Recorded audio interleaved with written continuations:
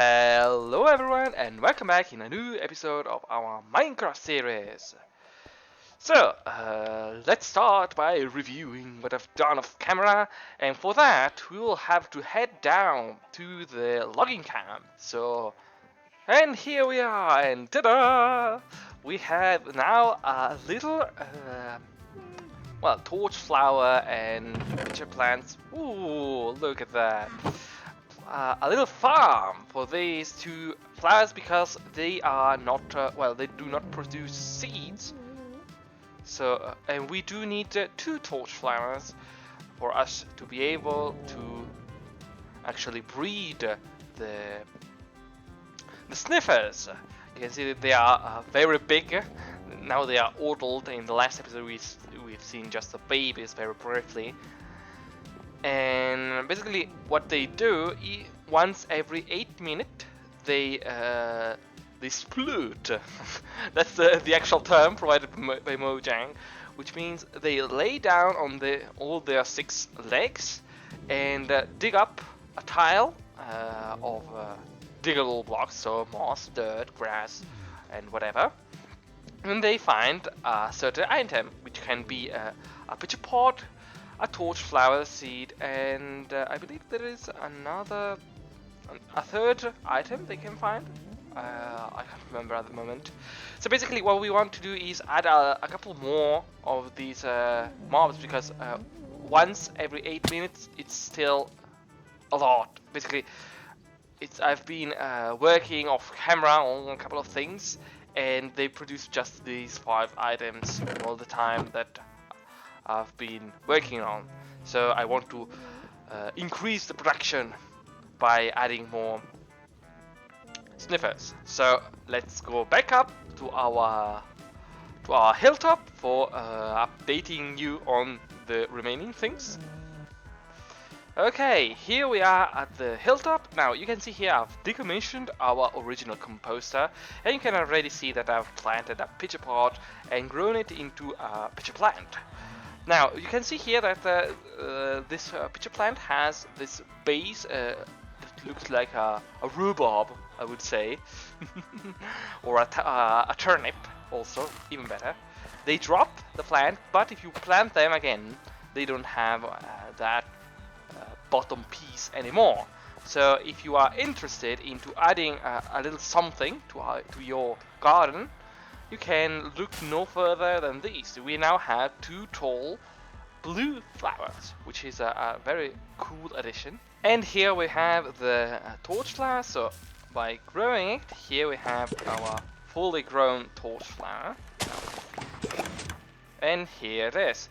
These two can be, once grown, can be placed on wherever you want. But as per our usual, it doesn't produce any seed. Instead, it just gives off dives. That's why we need that farm in particular, because it's basically these flowers are do not produce seeds. Now, planning today's episode, you can see here we have still our samples from the last one, which were the winner designs, and these are connected to today's construction project, which is the painting lab. Although a more proper name would be the workshop. I want to build an annex to our storage room, which will be where we can lay down all our workstations, like for example the loom, the cauldron, workstations that we do not use that often. And I wanted to make it here, limiting it to, for example, here, this little square, getting rid of these 2 trees and make a small room in which we can put in both the workstation as well as the villagers, because we will be buying the base banners for these 2 designs from a villager, since it's much more efficient and faster than having a wool farm or having to shear wool from sheep. So allow me to go ahead, clear out this area and get our time-lapse setup in place, because obviously this is time-lapse material. Getting the workshop done was actually a very easy task. It is not a very big, complex annex or construction. This is that will be the next episode. Spoiler alert. But what I found the most difficult to do was getting the palette right for the roof. Like you can see me here. Basically, I've started just with some common materials, stone bricks, our usual castle palette for the walls, and then I've moved on to building the roof, and I wanted to design something that stands out, that tells art from old angles, and therefore I chose to go for the mangrove border. After that, but I found myself a little bit stuck deciding what filling color would be best. And in the end, I went for this nice birch, which contrasts well with the red of the mangrove and gives off this very weird but sort of good, sort of artistic look for the roof itself. So let's get back to our castle. Welcome back! So you can already see I've started spreading out our new banners. So you should have already have seen me building the workshop. You can already also see here I've gone ahead and placed down some more. So let's review the interiors and let's meet a new guest. Well, the new inhabitant of our castle. So here we have the workshop and Madame Monsieur, si vous voulez, vous pourrez bienvenue notre artiste Jean-Baptiste Bannér. Okay, for French aside, yes, this is our new shepherd. Well, it's not a shepherd, it's an artist, which actually sells us purple banners. So we can go ahead and purchase them, and look at that, he's French and he sells paintings. Why, thank you. Merci beaucoup, Monsieur Jean-Baptiste Bannér. So, he's an artist, and what does he sell? Ooh la la! Would you look at that? He's an artist! You're an artist, John. Okay, the main objective of getting our hands on our new shepherd was for the banners. So, let's see if yes, let's buy some more. And now for duplicating, I am sure we can duplicate them using the crafting table. So like this, and here we have 16 copies of our original banner. Okay. But I wonder, can we also use the loom for duplication? No. So, well, for what concerns the other banner, actually, we'll have to get our hands on another shepherd, which will be selling the black banner instead. So, think of an artist name that would fit best for that.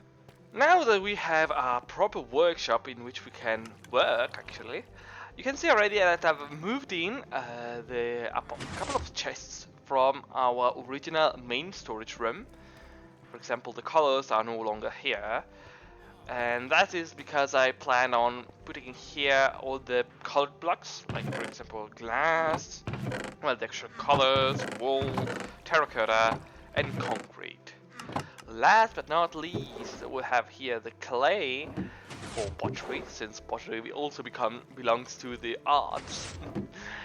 But we do have here another mysterious chest, which I have prepared, and I should have already announced previously, which is Fireworks materials. I collected here all the possible materials, apart from colors, for crafting fireworks. So we'll have to get out everything, and we also have to get out our colors. Here we have them. I've also placed here and there a couple of flowers, well, the tall flowers, since we can use some bone meal on them for just duplicating and quick access to the actual colors themselves. Just by gathering a couple of pieces of bone meal, we can get our hands on some quick dyes. Like how to craft a firework. It is comprised of basically two steps. First, we have to craft the firework star, and then the firework. So for the firework star, we have a bunch of different options to choose from, and each and every combination yields a different type of firework. We have our basic modifier. So for example, we start with using a color. Let's start, for example, by using purple, and we can also use more than one color. Let's say make purple and yellow, like our banner. Then to it we have to add some gunpowder, and here we have a basic firework star. After which we can add some modifiers to it to change shape, to change the behavior of the sparkles. For example, by adding a feather in, we add in this burst modifier.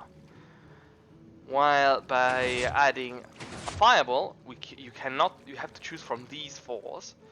You instead get a large ball. Let's use a large ball. Last but not least, we have two last modifier, which are glowstone dust for twinkle and diamonds for trail. This means, well, trail makes the sparkles last longer when sparkling, let's say, and twinkle, as the name states, makes the sparkle twinkle in the air. And these two modifiers, glowstone and diamond, are not mutually exclusive. So now that we have our firework star, a very pricey one, we spent even a diamond on it, we have to use paper and gunpowder to craft fireworks, and here we have our very own first firework. Let's try it out and see. Whee! You see that twinkling effect and also the fact that it lasts longer.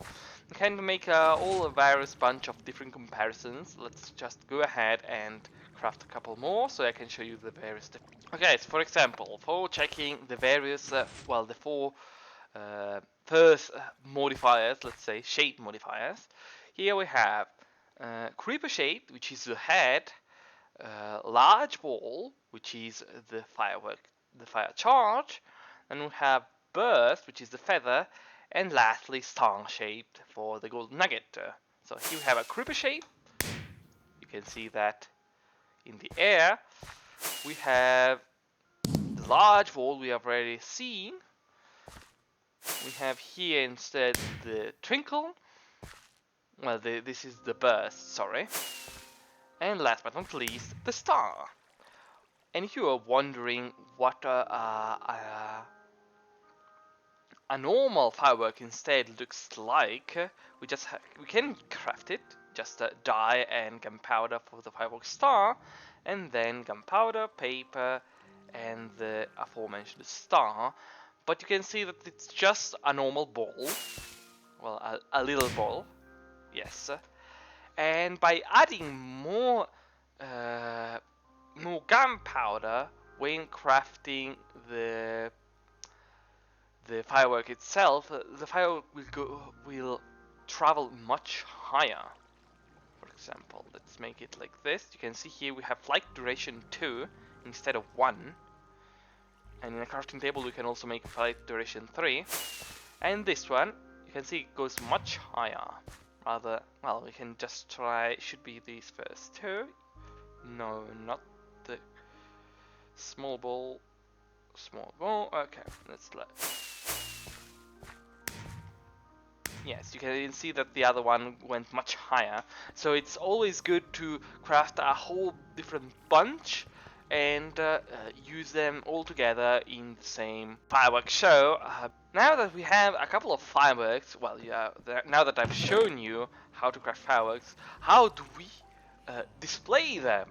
Well, actually, fireworks can be thrown, launched, using a dispenser. And let's see. You do it like that. Right now, it was only purple fireworks basically. Alternating various different colors is going to be well, it's going to make a much nicer fireworks show. But this is a material for the next episode, so let's go up to our hilltop and conclude today's episode there.